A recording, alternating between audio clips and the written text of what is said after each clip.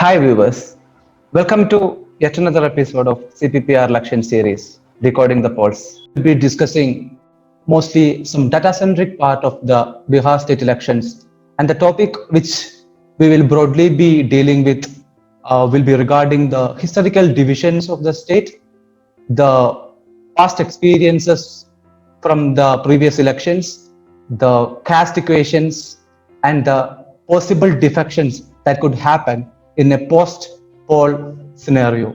I'm Goutham K A, Project Associate, Center for Public Policy Research. And to assist me in this session, we have our research intern with me, Mr. Rohit V Kumar. Welcome, Rohit. As we know, Bihar elections are done as three phases. So, and the state is divided historically into several divisions. And it is necessary a condition to know what are these decisions, what are these divisions, and what are the political trends, which are the political parties who has a strong presence in the different divisions. Coming to the political divisions or how Bihar is divided into several regions, right? Historically speaking, of course, the region, when you look at election analysis and all that over the past decade or so, it's been divided into 6 primary regions. You have Anga, you have Magad, you have Mithilanchal, you have Seemanchal, you have Tirut, and then of course you have Bhojpur. So this is the 6 major regions that Bihar has been divided into for a further understanding, to grasp a deeper understanding of how people vote, to understand how the cultural impact of the people and the caste plays a role in the voting behavior of Biharis. So when you look at it, it's interesting, right? So Anga, I think, is the smallest of all the regions that I just mentioned. It has 23 seats. You have Magad, which is the largest region with 52 seats. You have Bhojpur, which is again another region with 52 seats, and then you have Tirut, with 49 seats. Now, in Bhojpur, Magad, and Tirut, you've seen a trend where the NDA, rather, let's call it the BJP alliance in 2015. Let's call it the alliance of the BJP, LJP, and all the NDA parties in 2015, because you had the Mahagadbandhan, right? So back in that time, of course, there was a certain dominance. The seats were equally split between the Mahagadbandhan, that was the RJD and JDU put together, and that of BJP and the LJP alliance together. So right now, interestingly enough, since the JDU is back with the NDA under the NDA umbrella, you can expect them to do fairly well and possibly have a bigger impact than the RJD would possibly be having here. And Bhojpur and Magad, I think, will be the game changers with regards to how much of a difference that JDU shift back to the NDA is going to bring forward. So Rohit, in regarding with the Seemanchal region, Seemanchal region is one such region in Bihar which have a predominant Muslim population, and the RJD vote bank is predominantly Yadav Muslim, which have been rallying behind RJD from the past several years. And now we have another third front with AIMIM. What will be the effect of that? What do you think of that? Right. All right. So to address the third front that you just mentioned and how the Muslim voters would possibly go about this, I think it's pretty clear. So with regards to how voting happens in Seemanchal, and not just Seemanchal, even in certain regions of Mithila, that is right next to Seemanchal and in the northern part of Bihar, those two places, as I already mentioned, BJP has never done well. This is where I think the RJD comes in. This is where I think the RJD is able to rally behind the Muslims, and the Muslims won't really have a big shift in their voting pattern. Also, to add to that, I think the manner in which Nitish Kumar went about the CAA bill in Bihar, right? The CAA Act in Bihar, there wasn't really much that he could do, and he didn't really voice his opinion and take a stand against the bill or for the bill. So the Muslims are pretty angry about it with regards to how the JDU has gone about it. So that, I think, won't change. With regards to how this third front led by OSC is going to make a difference, I don't think so. I don't think OSC is going to have a big impact in Seemanchal. And one other interesting thing, if you look at 2015 elections, we have another Gadbandhan with JDU and RJD alliance in place, right? So yeah, the political equation is not same as it was before. In elections, JDU had around 70 seats and RJD had around 80 seats while they were contesting together, right? And the overall political condition is not the same now. And we haven't seen much of defections in the pre-poll scenario, right? Will we be seeing a major post-poll defections Right, Gautam, that's an interesting point you brought forward, to be honest. Defections as such has been one of BJP's key strategies that they've been using and right since the time they've come to power in the center. And it started off as an act, it started off as a possible strategy, and now it's become one of their most important fallback mechanisms. Interestingly, in Bihar, you've not seen a lot of BJP defections that are happening anywhere. And I think this is where BJP falls back a little bit. But that does not take away the fact that defections are not happening in Bihar right now. Is they certainly are. It's just that BJP is not getting the defections in their favor, but their ally, interestingly, JDU is getting it. JDU is certainly being able to defect people into their party. And one other, I think, the dark horse here would be the LJP. Chirag Paswan has been doing a good job with regards to defecting people to the party. And what do I mean by this? I mean the tickets and the people and the candidates that BJP is not being able to field as part of BJP in certain constituencies. Chirag Paswan is now giving them tickets. They're defecting into and LJP, Chirag right? Paswan is giving them seats, and they are all coming into the LJP. So then another important thing is that when it comes to Bihar, the caste equations, we cannot undermine the caste equations. The caste equations play a major role in the Bihar elections. So it's like Bihar always votes their caste, then cast their vote. So can you just tell the caste equations, the caste which supports each party? Is like LJD have a massive vote bank and Yadav Muslim community, but the LJP have a Paswan community with them. And as Nitish Kumar, he have cut across many regional and caste equations. He have support of Kurmis, EBCs, and some OBCs, Mahadalits. So can you just give a brief on this caste scenario of Bihar? I think you covered pretty much it, Gautam, to be honest.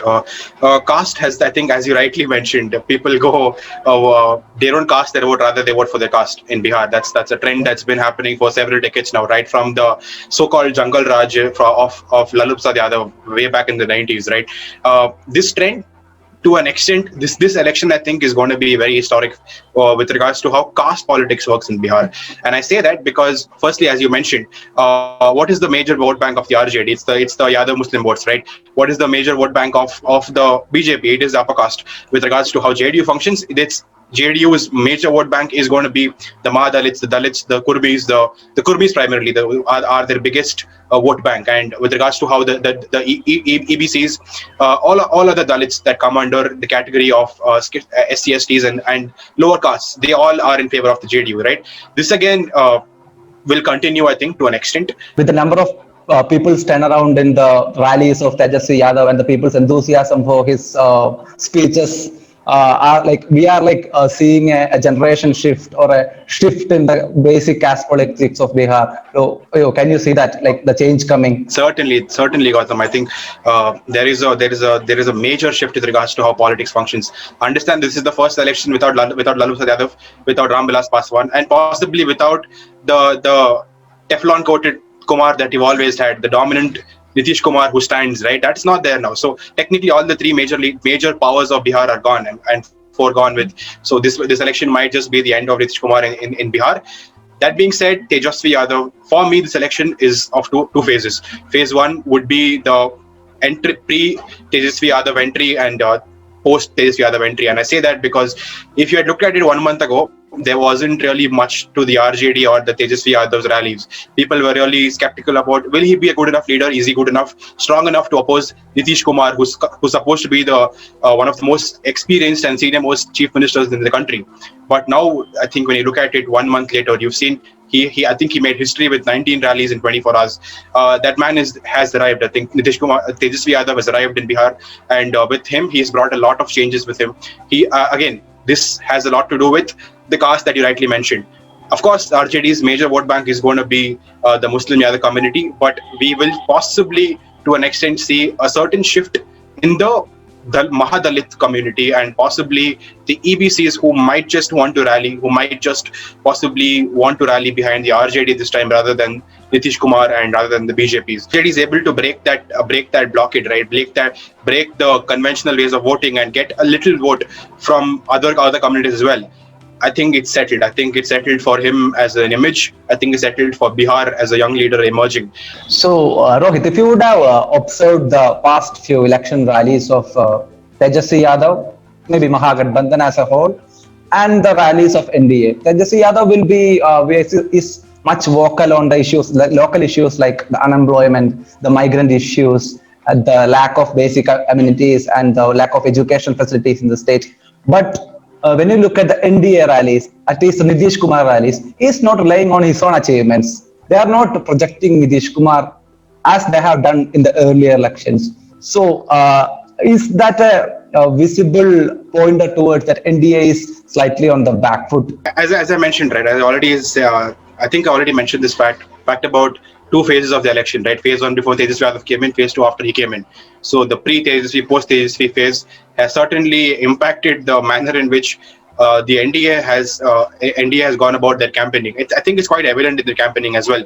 RJD has put them on the more defensive front now than being on the offensive that they should technically be on, because they are confident about their work, right? They're confident about the manner in which they'll come out victorious. So in comparison to how they should be, they are more defensive. They're more skeptical about what they're saying in their rallies. They're more skeptical and they're more aggressive, to be honest. Yeah, I think you witnessed the rally where Kumar just had an outburst on the public because they were chanting Lalu Prasad Yadav's name, and it's one of the examples, right? So I think one of the major reasons for this would be the campaigning styles of both the fronts here. As you already mentioned, Tejasvi Yadav is taking up points. Tejasvi Yadav is campaigning on the manifesto, campaigning on mandate, while you have the NDA that is, after being in government for 15 years, after Nitish Kumar being in government for 15 years, is still banking on the failures of the Lalu Prasad Yadav government way back in 1995, way back in the 2000s, while you have Tejasvi Yadav, who was basically using facts and figures to make his campaignings more solid. And I think that one of the reasons why you see major rallies happening behind him right now and people turning up in big numbers. That is one of the things. And unemployment, I think Tejasvi Yadav has caught on to that spot on. That man has understood the major problem in the elections, which is unemployment. The unemployment rate was a bigger factor than any other possible factor in this election. It rose from 9% to 20% this elections compared to that of 2015. So he knows what he's doing, and I think that idea, the pitch, right, about 11 lakhs or 10 lakhs jobs being offered if they come to power, was basically mocked by the NDA. And what is the possible substantial arguments to mocking it, substantial arguments to saying, okay, it won't stand? What is the possibility of it not being viable? Nobody discussed it, right? At the same time, interestingly, as soon as RJD came out and said we'll give 11 lakh jobs, you saw the JDU, NDA, BJP come out and say we'll give you 19 lakh jobs. But the ground reality that we see, how much it does turns out to be votes casted, right? That's a major factor, right? But if you look at the trends, the polling percentages of each parties, so actually, the trend favors the NDA, right?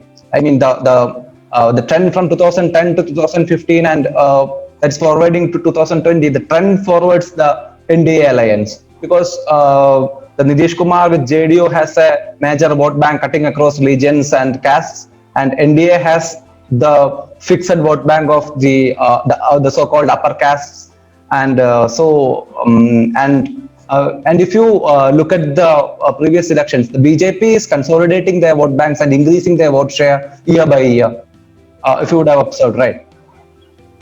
Yes. So and the performance of Mahagathbandhan is solely relied upon RJD, if we must say. And the Congress now in the state has just a mere presence, and the left parties, even though they cut across religions and caste equations, they are just a presence in just 50 assemblies or something. The whole left alignment taken together will be just 50 pockets in the state. So, what do you think of this scenario?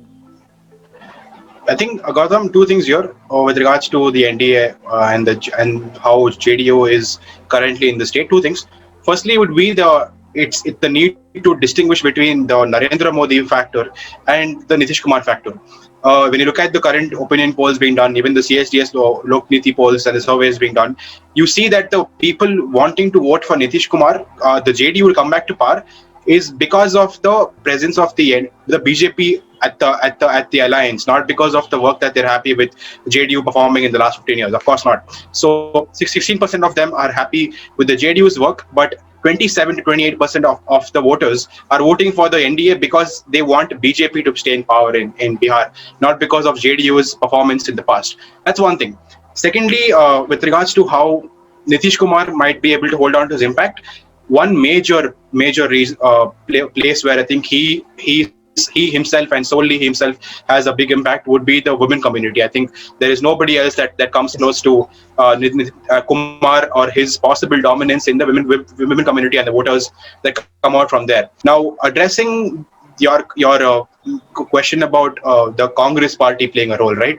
I think we discussed about how Congress had a huge impact or a huge role in the coalition government being currently formed in Jharkhand right now. Jharkhand, you saw RJD, you saw currently they have a government with RJD, Congress, and the JMM, Hemant Soren. And it's not like Congress had a big majority back in Jharkhand. It's not like they came out in big numbers. Of course not. Their strength is right now 16 seats in Jharkhand. And they could have just done that. They could have just replicated what they did in the last elections in Bihar right now in these elections, but they failed to do so. And I think it has a lot to do with the kind of impact and the kind of decline that they've had since the 2019 elections. If the Mahagathbandhan comes to power, or if the Mahagathbandhan has the chance of winning or securing the majority seats, it will be because of Tejas Yadav and the RJD, not because of the Congress in any manner. In the case of Jharkhand and in the case of Maharashtra, if you could see, the Congress has just played a role of a facilitator rather Yes. than alliance leader or something. So as we consider the national conditions of Congress as a party, it's better for them to play a facilitator role and to come to power at least with an alliance. So I think that should be the aim of Congress considering their national condition. So even though the Tejasvi Yadav's rallies and Tejasvi Yadav's rallies have a larger turnout of people and the people's enthusiasm, but when we look at the numbers and the raw data, we can see India has a clear advantage here, right? Other than the Mahagathbandhan. The Mahagathbandhan, if the Mahagathbandhan is succeeding, they should be relying. They will be relying mostly on the performance of RJD. If the RJD is underperforming, then it will be all about another NDA government in the state. Rohit, you already mentioned about Chirag Paswan, LJP, and the possibility of LJP and Chirag Paswan being a black horse in a post-poll scenario where JDU underperformed and a possible alliance with LJP and BJP. So, what will be the possibilities? It's a very interesting narrative that Chirag Paswan has drawn out for these elections, primarily for the LJP, which has not been has never been in the limelight for the last 15 years. And I say that because, of course, he himself has outright come and made statements about him, LJP and Chirag Paswan being the Hanuman for the BJP and their government if needed, right? So I think it's pretty clear that he is certainly in support of the BJP, but he does not at any point in time doesn't want to reconcile with the JDU, or doesn't want to support them in any manner. So, of course, that's one of the reasons why you see him contesting against JDU and everywhere. Now, here I think Goutham is one very, very interesting thing that I'm looking forward to in the election results, which will be out of the 243 seats, we have 120 divided between the JDU and the BJP. And in the seats that the BJP isn't contesting, which is basically the JDU seats, Chirag Paswan is fielding all his candidates. And here, interestingly, most of them are candidates that the BJP didn't field as part of their party. So all the upper caste candidates who weren't given a ticket, Chirag Paswan has given them a ticket and made them contest against the candidates from the JDU in the JDU constituencies. So again, it is technically indirectly BJP versus JDU situation on ground reality when you look at it from a candidate perspective or from constituency to constituency. But on a larger picture, this certainly splits the vote share in the constituencies where JDU is going to be contesting. And to this mix, if you add the RJD factor, that's going to make a huge impact on the manner in which JDU might perform. If you look at the fact and figures, the LJP's share of vote in Bihar is much lesser. Maybe I think they have only some around 2 to 3 in the last assembly, right? And I don't understand why Chirag Paswan is taking such a huge risk. True, true. I think one of the reasons why LJP has never had a big vote share or a seat share or a big impact on the Bihar elections in the last 15 years would be the reason that they've never contested for in more than 40 constituencies in the past. This is the first time you see LJP going to elections in 120 plus constituencies. And here is where I think I'll call Chirag Paswan by the end of the elections someone who defines something called as a struggled failure. He really tried to push forward the party, but maybe not in the most sensible way. Maybe this is not the time for him to push the party forward right after his father's death. So nobody understands why Chirag Paswan is doing this, but certainly it's going to have an impact. And interestingly, Gautam, the split or the differences between the NDA under the NDA banner between the three parties is helping the RJD in many ways. It's helping, and Tejasvi Yadav is certainly using this opportunity to cater to his benefit. Every rally he's going to, he's making sure that statements are being made about how LJP, JDU, and the BJP are themselves not in consensus about what they want to do. So RJD is certainly benefiting. Think about a possibility where BJP comes out with 95 to 100 seats, right? 95 seats themselves they bring forward. And even if the JDU brings 50 plus or 60 plus, it won't matter as long as LJP has around 15-20 seats. And if they do have that, then not having the JDU factor will certainly work for the BJP, right? Because Bihar is the only North state where you've not had a BJP's chief minister ever in the past. And if they are able to push out the Nitish factor, and the reason they're holding on to JDU right now is because they need the alliance. They know that they single-handedly cannot perform. But if LJP does well and they get at least, let's say, 15 seats, and you see independent candidates coming out and let's say 5 to 6 seats, and BJP doing well in 95, 96 seats, then there you have a government form. There won't be a need for the JDU anymore. If this is the situation, like BJP have around 95 to 100 seats and JDU maybe performing like if they have around 50 or something seats and LJP having around 20-25 seats, at the end of the day, I don't want to give a wild prediction on who will be winning or who will be losing, but all we know is that the battleground is cut across in various lines and the situation on the ground is very complex. It's a close fight. So it's a close fight, right? So I think we can conclude the session with this note. Even though on the ground, Tejasvi Yadav visibly have an upper hand in his rallies and election meetings, the data on hand shows otherwise. So we have to wait till November 10th to know who will be forming a government in Bihar. If you like our content, please like, share, and subscribe to our channel. If you have your opinions and suggestions, please give it as comment below. For further updates, you can follow the #decoding the polls.